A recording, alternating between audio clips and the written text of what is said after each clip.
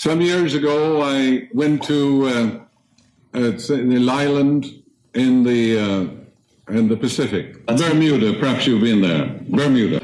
I met a man who was 100 years old. He ate everything on the table.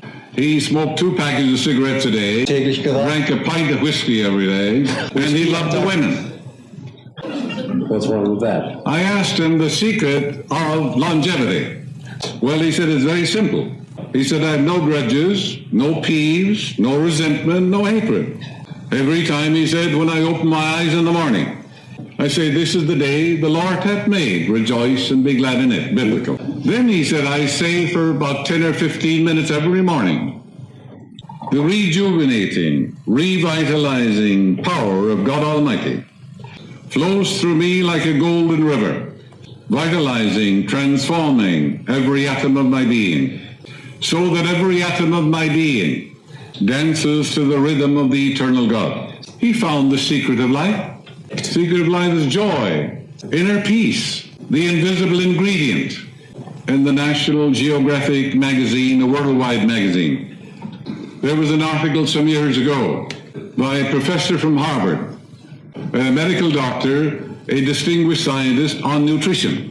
He went to the Hunza territory near Nepal, in the south of Russia. He found people 110, 135, and some 150 years of age. They all sit around the table. They drink vodka, all kinds of wonderful food. But he said their diet is contrary to all the laws of hygiene or diet that we know of in the Western world. They don't seem to know anything about the calories that we have established. He cites the story of one woman, 135 years old. She's smoking all the time. He said, how many cigarettes do you smoke? She said, 2 packages a day, she said. And then she has vodka for breakfast. And he said they had tumblers of wine for every meal. He said he had to drink so much wine he was drunk. He found some women and some men in the fields working, 120, 125 years old. What was the invisible ingredient? Inner peace, equanimity, serenity, goodwill, and the laughter of God, full of laughter. The only being in all the world who can laugh is man. The reason for that is that God placed it in man so he'd get rid of his arrogance and pride. It's the finest way in the world to release tension. Anyone can begin to synchronize with God's river of peace. A wonderful exercise every morning would be the Psalms of God. The greatest prayers in all the world are in the Psalms. Nothing in all the world equals them. There are certain Psalms that people all over the world have used. These Psalms prevented them from the mouth of lions, from shipwreck, so-called incurable diseases, mountainous deaths, and fires on the ship. These experiences are in what we call the Akashic record. Akashic record. It's universal subconscious mind. In other words, these experiences of people all over the world are recorded, impregnated, indelibly written in the subconscious mind of the world, universal subconscious. You know, it is written, there's nothing lost in all my holy mountain. Therefore, when you use these Psalms with reverence and adoration, with veneration for things divine, you're tapping the same experience that these people had. And people are protected in miraculous ways. It's far better, of course, to know the inner meaning.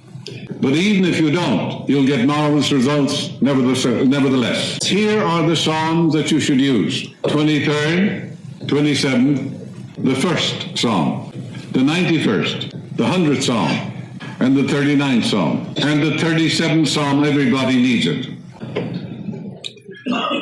And you'll find wonders happening in your life. I talked to a woman who was jaded and bored and frustrated. Did you ever hear a person say, I'm bored to death? That person is looking down on others. When you look down on others, you're looking down on yourself. You're demeaning and demoting yourself from all angles. Everybody is an epitome of the divine. This woman had pains and aches and conflicts. Where peace is, there is no pain. Where love is, there is no cancer. Peace and pain do not dwell together. Harmony and discord do not live together. When you say divine law and order governs my life, you can't be on a train that gets wrecked. For the simple reason, harmony and discord do not dwell together. You can't be in an old car that coughs and stops on the freeway. You can't be married to the wrong man, and you can't be broke. That's not divine law and order. You can't be frustrated, neurotic, or insane. It's heaven's first law. Your greatest prayer is divine law and order governs my life through divine love. Use it all the time. This woman's nerves, she said, were jangled. She was suffering from insomnia. There was nothing wrong with her nerves, but she was sending the wrong vibration through the nerves. The cure was very simple. She had lots of money. What I said was jaded and bored because she was not expressed. Women who are not expressed fill doctors' offices. Many women don't belong in the kitchen at all. They're artistic, they're musical, they're maybe singers and so on. They seek to express themselves. When the old man says you must stay home, it costs him a small fortune. He has to pay Dr. Freitag a lot of money. I'm trying to put him out of business. But that is so true. If the husband had any sense at all, he would know that if his wife doesn't express her inner talents, she'll become a neurotic, sick, or get some disease. This is why we have so many women in America who are silent drinkers. They're alcoholics. They're not expressed. You're here to release the inner powers and the talents within you. This woman was interested in music. She was also interested in flowers. I could go out and take a course on flowers and arrangements of flowers. Give lectures at women's clubs. Most women don't know how to decorate their homes. Immediately she got absorbed and engrossed in flowers. She got interested in nature and the beauty of nature. And her whole mind was transformed. Don't you know that in England for many years, 70 or 80 years, they've taken people who are insane and placed them out in the gardens. Arrangement of flowers and trees because they're dealing with harmony and beauty of nature. It's reordering the disturbed neurotic mind. Emerson, America's greatest philosopher, he was dying of tuberculosis. He wrote articles on nature. The trees, the flowers, the stars, the sun, the moon, everything appertaining to nature. One of the most beautiful things he wrote. He was filling his mind with beauty, order, symmetry, and proportion. He had a complete healing. He lectured all over the world, passed on over his 80s. Very simple. Also, they take these patients in the wintertime, and they have them make toys, purses, chairs, and dolls for girls, you know. These people are using a saw, they're using a compass, they're using instruments which bring about order in their mind. You know, the man went to a psychiatrist and he said, I'm losing my memory. I can't remember anything anymore, he said. What'll I do? The psychiatrist said, you have to pay first. And that's one of the quickest ways to get a healing. What most people need is forgettery, not memory. They remember everything they shouldn't remember. Old grudges, old peeves, things that happened 50 years ago. Let me point out some weird ideas that people have about healing. Some years ago in New York, a young doctor got into trouble with women and so forth. He ended up in the mental institution. His sister was a Christian Scientist. She used to visit him every day and kept on praying for him. Months went by, nothing happened. She's very, very frustrated. No improvement of any kind, whatever. A young doctor came in, this is quite a number of years ago, and at that time they began to use insulin shock for schizophrenics and paranoiacs. From 1,000 patients, this young research doctor selected him. He gave him insulin shock. He was completely healed and walked out of the hospital free. His sister, instead of being glad, was furious and angry to think that her brother had to get shots to get a healing. What a frightful, insane, stupid attitude. That woman's prayer was answered. Instead of being grateful, she was angry. My ways are past finding out. My ways are past finding out biblical. My ways, God's ways. My ways are not your ways. And as the heavens are above the earth, so are my ways above your ways. So healing came through the doctor. Her prayer was answered. All healing is spiritual. If your bones are broken and you don't get immediate results by prayer, you go to a bone surgeon, don't you? If you can't grow a tooth, go to a dentist. And if a man is bleeding to death on the sidewalk, and you mumble some prayers, and you don't staunch the blood, are you going to let him bleed to death? Don't you know that's murder? It is absolute murder. You would put on a tourniquet and you take him to a hospital, wouldn't you? If a child falls into the water or the ocean, and you speak the word and the child is in your arms, if you don't have that kind of faith, the best thing to do is to jump into the river and rescue the child. That's prayer also. If you can go from here to Berlin and dematerialize your body and be there, I would suggest, instead of walking, you take a bicycle or a car or an airplane. These truths are so simple, and there are crazy people let their relatives die rather than call a doctor or give medicine. It's absolute murder in the name of religion. Now, here's a man with a kidney infection, a damaged heart. Most people don't have damaged hearts, or they have troubled hearts. The heart is the seat of love, emotion.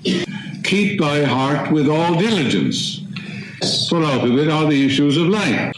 And with all my heart I truly seek thee. The heart, in Hebrew symbolism, they wrote the Bible, it means the subconscious mind. That's all it means. And this is the basis of all religions in the world. Call them what you want. It's in the book of Proverbs.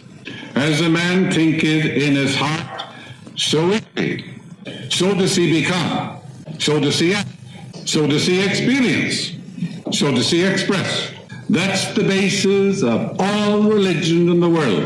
When shorn of their wrappings, trappings, superficialities, and externalities. Wrappings, trappings, superficialities, externalities, a creed, dogma, tradition. Yeah, in the old liturgies, wafers, wine, all these things mean nothing. It is what you believe in your heart that is made manifest, not what you believe with your lips. To know your religion, I have to know your emotional espousals.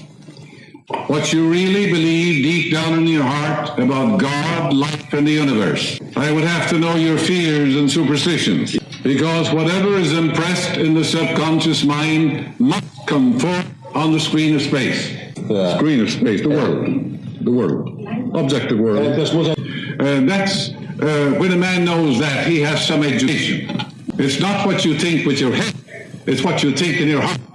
Ideas emotionalized, put on wheels, impressed in your deeper mind, good or bad, are made manifest. That's the only religion in the world.